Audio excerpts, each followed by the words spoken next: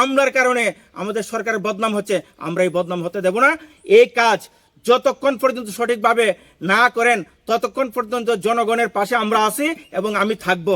এই কাঠালিয়া আরডি ব্লকের অন্তর্গত 3টা গাঁও পঞ্চায়েত মিলিয়ে যে একটা বাজারের মাঝখানে দুপাশে যে ড্রেন এবং আরসিসি রাস্তার জন্য, সিসি রোড করার জন্য জনগণের যে একটা প্রত্যাশা, আমি সিএম এর গোচরে পর্যন্ত নিয়ে যাব কাঠালিয়াতে যেন এই সিসি রোড হয় এবং এই মজ বাজার থেকে যে রাস্তাটা মধ্যপাড়ার এটা যেন সঠিকভাবে হয়।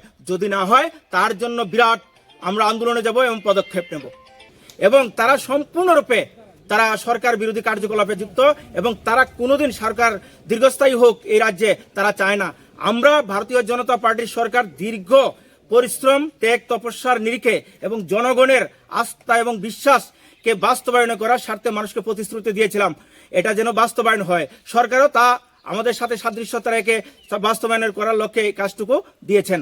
কিন্তু সেটাকে কিছু দালাল চক্র এবং কিছু আমলা দপ্তরে বসে থেকে তারা গোপনে আড়ালে তারা কিছু নেতৃত্বকে পকেটে ঢুকিয়ে তাদেরকে খুশি করে সমস্ত জনগণের আশা আকাঙ্ক্ষার উপরে জলাঞ্জলি দিচ্ছে।